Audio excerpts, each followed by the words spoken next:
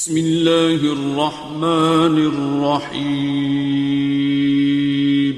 آتے اس مسئلے کی طرف جو اس وقت ابل رہا ہے، آپ نے دیکھ لیا، میرا تھوڑا ٹائم زیادہ ہوگا لیکن مجھے بات کرنے کی کوشش کروں گا جلدی ختم۔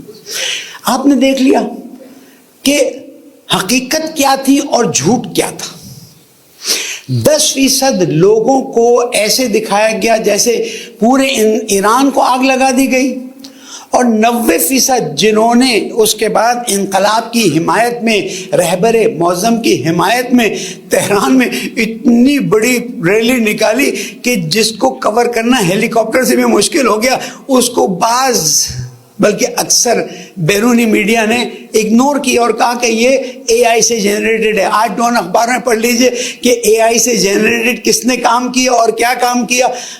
حقیقت یہ ہے، انقلاب انسانوں کے دل میں، علیکم السلام، انقلاب انسان شیعوں کے دل میں نہیں، مسلمانوں کے دل میں نہیں، انسانوں کے دل میں جگہ کر گیا ہے، اور اس انقلاب کی برکت سے مستضعفین امیدوار ہو گئے ہیں کہ ہمیں بیچارگی سے نکالا جائے گا۔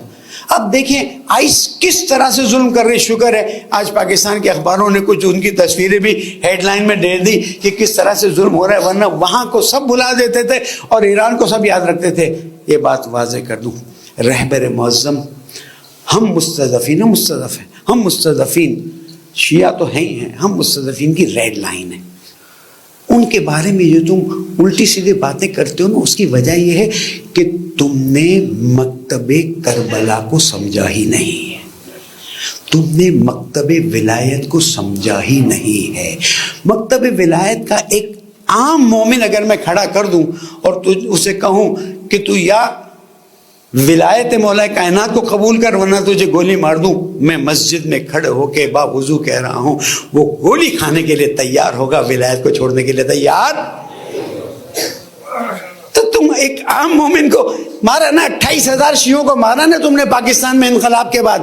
ابھی جو واقعات ہوئے ہیں ان کی حقیقتیں نکل رہی ہیں، یہ 1-2 دن میں ایک بہت اچھا انٹرویو نکلا، یہ کس طرح سے شیعوں کو زد و کوب کیا گیا، کس طرح سے شیعوں کو مارا گیا۔ یہ شیعہ مکتب وہ مکتب ہے جو اپنے شہدائے کربلا کے پیروکار ہیں، چاہے وہ پاکستان میں ہو، چاہے وہ ایران میں ہو، چاہے وہ لبنان میں ہو، چاہے وہ عراق میں ہو، چاہے وہ افغانستان میں ہو، چاہے وہ یمن میں ہو، چاہے وہ امریکہ میں ہو، یہ اپنے مکتب کو چھوڑنے کے لیے تیار۔ یاد رکھیے گا، ان کو یہ چیز سمجھ نہیں آتی، اس لیے کہ یہ مٹیریلسٹک دنیا کے لوگ ہیں۔ میں ان کو قصوروار بھی نہیں ٹھہراتا، یہ بیچارے ان کو پتہ ہی نہیں ہے کہ حقیقت کیا ہے۔ اس وقت دیکھیے یہ ٹرمپ نے یو ٹرن کیوں کیا؟ کل صبح نماز کے بعد کچھ سانس میں سانس آئی، جو تیاری کر کے بیٹھا ہوا تھا، سب کچھ بیٹھا ہوا تھا کہ ابھی ایران پہ حملہ، ابھی ایران پہ حملہ، اس لیے کہ ایران کے ذمہ داروں نے آنکھوں میں آنکھیں ڈال کے کہا آتے ہو تو آؤ، 12 دن کی جنگ یاد رکھنا، اس لیے کہ ہم 12 کے ماننے والے ہیں۔ عجیب ہے۔ اور ہر شیعہ کا دل، چاہے وہ مقلد ہے، غیر مقلد ہے، مقصر ہے، غیر مقصر ہے، کوئی بھی عنوان آپ دے دیں جو آج کل بنائے ہوئے ہیں، ہر شیعہ کا دل تڑپ رہا تھا کہ ہم انقلاب اسلامی کو مزید کامیاب ہوتا ہوا دیکھیں۔ الحمدللہ رب العالمین، یہ مکتب شہداء کا مکتب ہے، یہ مکتب علی ولی اللہ کہنے والوں کا مکتب ہے، یہ مکتب امام حسین کا مکتب ہے، اور یہ مکتب قطعاً پیچھے ہٹنے، یہ شہادت تو دے سکتا ہے۔ امام حسین علیہ السلام کے بارے میں کہتے ہیں صحیح نہیں ہے، لیکن کہتے ہیں ہمیں فلاں جگہ جانے دو، فلاں جگہ جانے دو، یہ جھوٹ ہے۔ یہ وہ شخصیات ہیں جب کھڑی ہو گئی کربلا میں کہ اب حق کے لیے آواز اٹھانی ہے تو ایک 6 مہینے کا بچہ بھی پیچھے نہیں ہٹتا ہے، اور پھر کربلا ہمیشہ کے لیے زندہ ہو جائے۔ ٹرمپ کیا ہوا؟ ڈر گیا۔ اب اس کے ڈر کو کس طرح سے وہ کہا کہ وہ فلاں جو ہے نا پرائم منسٹر، اس نے کہا کہ ابھی حملہ نہ کرو۔ ارے کر دیتے، تمہارے میں ہمت تھی تو۔ لیکن ہمیں پتا ہے علی ولی اللہ کہنے والوں کو شہید تو کیا جا سکتا ہے، ہرایا نہیں۔ या हुसैन, लब्बैक या हुसैन, लब्बैक या हुसैन, भरपूर जवाब देना, लब्बैक। ये ईरान, इराक, शाम इसकी जंग नहीं है, ये मकतब की जंग है। और मैं ये इस बात को वाजे कर दूं कि जब मकतब की जंग आएगी तो कोई भी मुसलमान पीछे नहीं हटेगा और इस बात को वाजे करेगा कि हम इस्लाम के नाम पर खड़े हैं, चाहे वो फ़लस्तीनियों की हिमायत में हो, चाहे वो लुबनानियों की हिमायत में हो, चाहे वो इराकियों की हिमायत में हो, चाहे वो शामियों की हिमायत में हो, और दुश्मन ये जान जाता है। ये बात वाजे हो गई। एक दुरूद पढ़ दे मोहम्मद वाले।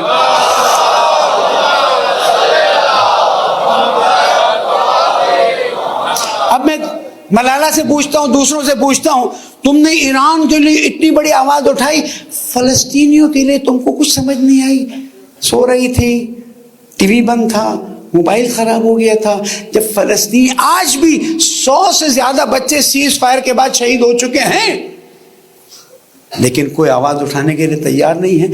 आज वो मीडिया जो ईरान के लिए इतना शोर मचाता है, ईरान में हुकूक हुकूक हुकूक हुकूक, ह्यूमन राइट्स, वही ह्यूमन राइट्स वाले, मैं सलाम करता हूं उन मीडिया वालों को, वीलॉग करने वालों को, जो हिंदू है, जो सिख है, जिसका इस्लाम से कोई ताल्लुक नहीं है। अमेरिका की एक एनालिस्ट जो इनकलाब इस्लामी की शदीद मुखालिफ है, उसने बहुत अच्छी एनालिसिस दी है।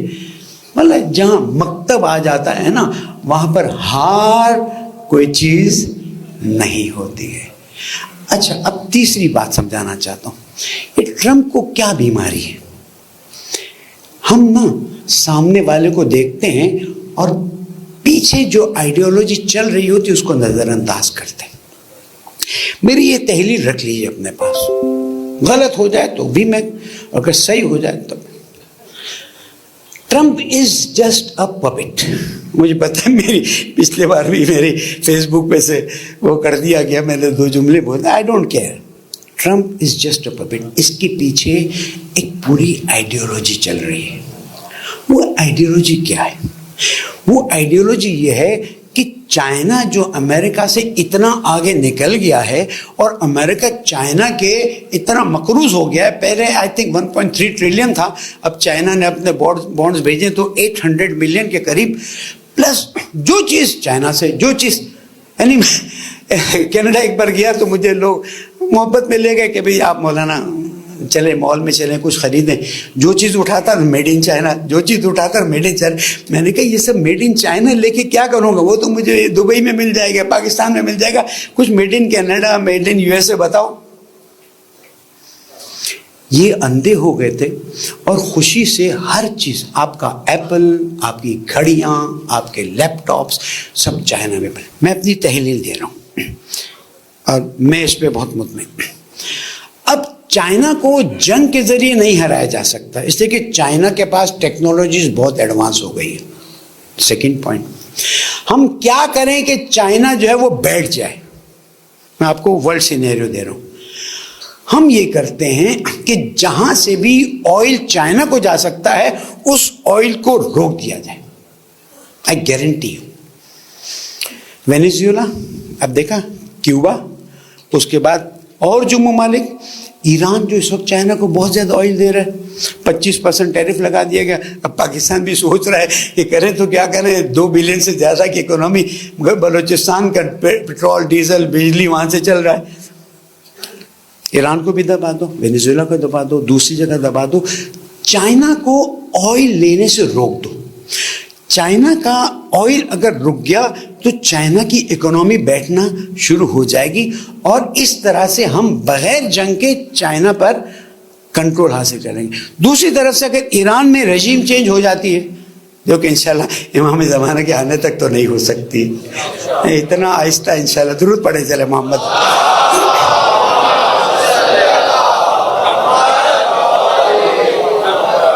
आपने देखा क्या प्यारा दुरूद पढ़ा आपने। हर एक का दिल धड़क रहा है जमहूरियत इस्लामी ईरान के लिए, हमारी इज्जत है। तो ईरान पर रेजिम चेंज की ख्वाहिश है, उस रेजिम चेंज के जरिए वो चाहते हैं, मेरे पास नक्शा है जो CIA ने कब का निकाला, उस रेजिम चेंज के बाद ईरान को मुख्तलिफ टुकड़ों में बांट दें, उसके बाद आ जाएं ताफ्तान, बलूचिस्तान जो पाकिस्तान का बॉर्डर है वहाँ तक आ जाएं اور ہمارا بلوچستان کاٹ کر اس بلوچستان کے اندر دے دیں. وہاں سے جو کرد آبادی ہے وہ عراق، ترکی، ایران، کرد آبادی کو اپنی طرف الگ کر لیں. جو عرب علاقے تیل اٹھاتے ہیں ان تیل والے علاقوں کو الگ کر کے امریکہ اپنے انڈر میں لے لے، باقی علاقوں کو ویسے ہی چھوڑ دے تاکہ امریکہ اپنا کنٹرول لے سکے. مائنڈڈ. یہ ٹرمپ کچھ نہیں تھا، وہ بش کچھ نہیں تھا، وہ بائیڈن کچھ نہیں تھا، جو بھی تھے یہ سارے مہرے ہیں. ان کو رکھا جاتا ہے تاکہ ان کے ذریعے چیزوں کو آگے بڑھایا جائے. نقشہ یہ ہے، ایران کو ڈیوائیڈ کر دیا جائے، چائنا کا آئل بالکل روک دیا جائے، اور چائنا پر حملے سے پہلے چائنا کو ڈاؤن کر دیا جائے. ہمیں اس سے کیا تعلق؟ ہمیں اس سے تعلق اسرائیل کو بلوچستان میں لا کے بٹھا دیا جائے اور میرا نیوکلیر بوم جو ہے اس کو اب ذمہ داران سمجھتے ہیں تو سمجھیں. اور یہ جملہ کسی بہت ہی بڑے غیر ذمہ دار سے میں نے مجھ تک پہنچا ہے، چلے میں کچھ نہیں کہتا ہوں، کہ اگر ایران کے ساتھ حالات بہتر ہو جائیں، یعنی سمجھے نا، تو ہماری اکانومی 2 ارب کے بجائے 15 ارب کی اکانومی ہو جائے گی. اکانومی تو آپ کی 15 ارب کی ہو جائے گی لیکن کنٹرول آپ کا 0 ہو جائے گا. میری بات بہت اہمیت رکھتی ہے، ذمہ داران میری بات سنتے ہیں.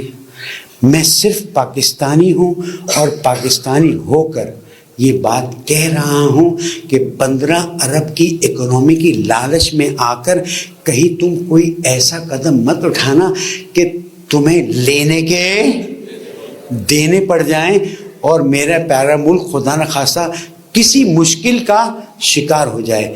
ہم مکتب اہل بیت نہیں، پاکستان کے پوری عوام اس بات کو واضح کرنا چاہتی ہے کہ اگر سو کالڈ حکومتیں اپنی لالچوں میں، ارے تجھے کیا پتا آج رات زندہ، مجھے بھی نہیں پتا، آج رات زندہ ہے، کل رات قبر میں ہے، پرسوں کوئی تختے پر لٹکا ہوا ہے، ترسوں کسی کے دھماکے ہو گئے. تو اپنی لالچ میں کر جائے گا.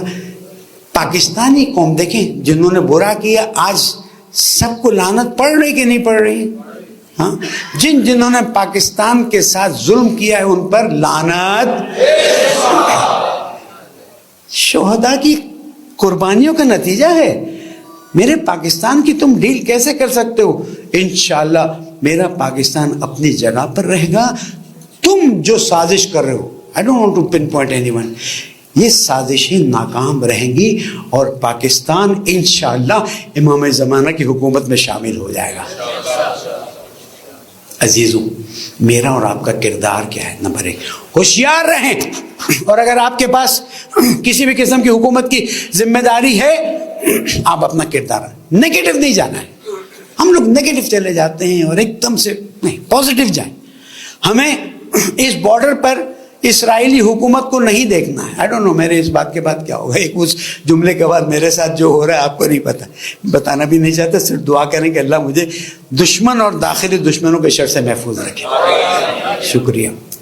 ہم اور آپ سب مل کر ہوشیار رہیں اور کسی وقت بھی اگر نظام اسلامی ایران کے خلاف کوئی چیز ہوتی ہے ہمیں آواز اٹھانی ہے. ایک تو نظام اسلامی ہماری روح ہے، ہماری جان ہے.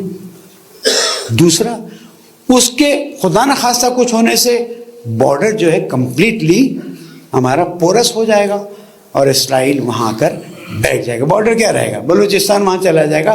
ہم افواج پاکستان، حکومت پاکستان، پارلیمنٹ، سینٹ، صدر، سب کو اس بات سے وارن کرتے ہیں.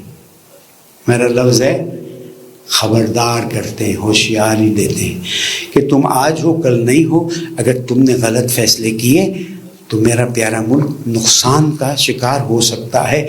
اس لیے آج ہی اتنے مضبوط فیصلے کرو کہ دشمن ہمارے ایٹم بم سے نہیں، ہماری ہمت اور طاقت سے ڈرے اور اس طرح کا کوئی بھی فیصلہ کرنے سے رک جائے. عزیزوں، پیارے ملک پاکستان اور تمام اسلامی ممالک کی حفاظت کے لیے ایک سلوات پڑھنے کا الحمدللہ رب العالمین والصلاۃ والسلام علی رسولہ وعلی ماہ رجب اختتام کو ہے، اور میں آپ سے درخواست کرتا ہوں کہ یہ آخری چند دنوں میں دعا، تسبیح، استغفار، کیونکہ ہمیں سب کو ہی ایک بار قبر میں اتارا جائے گا۔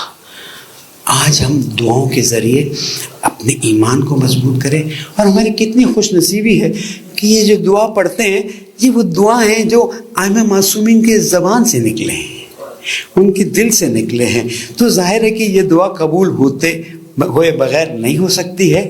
تھوڑا سا اپنے رشتہ داروں سے بہتر تعلقات کریں، ناراضگیاں اس کے بغیر مسائل حل نہیں ہوں گے۔ اگر کسی کا حق آپ پر ہے اسے ادا کر دیں، تاکہ اس حق کی وجہ سے آپ پر خدا نخواستہ کوئی آفت نہ آ جائے۔ اور ماہ شعبان صدقہ اور استغفار کا مہینہ ہے، اسے مت بھولیے گا۔ انشاءاللہ آج رات 9 بجے ہم سب مل کر جو آ سکتا ہے یہاں پر جشن بھی منائیں گے اور اعمال شب مبعث بھی کریں گے، اور جہاں تک معراج کی بات ہے انشاءاللہ رات کو اس پہ گفتگو کریں گے۔ پالنے والے دعاؤں کو قبول فرما، پریشانی کو دور فرما، نظام اسلامی مملکت خداداد پاکستان اور باقی تمام جگہیں جہاں پر مسلمان رہتے ہیں ان کی حفاظت فرما، دشمنان اسلام کو نابود فرما، پریشانی کو دور فرما، بہترین عیدی عطا فرما، اہل بیت کے مکتب پر چلنے کی توفیق عطا فرما، بیماروں کو شفائے کامل عطا فرما۔ پالنے والے تیری بارگاہ میں ہاتھ اٹھتے ہیں، تجھے جناب زہرا، ان کے بابا، ان کے شوہر، ان کے بچوں کا واسطہ دعاؤں کو قبول فرما، زمانے کے امام کو راضی فرما، ان کے ظہور میں تعجیل فرما۔ بسم اللہ الرحمن الرحیم۔ اذا جاء اگر آپ ہمارے لیٹسٹ ویڈیوز کے بارے میں جاننا چاہتے ہیں تو ہمارے چینل کو سبسکرائب کریں اور بیل آئیکن کو پریس کریں۔ شکریہ۔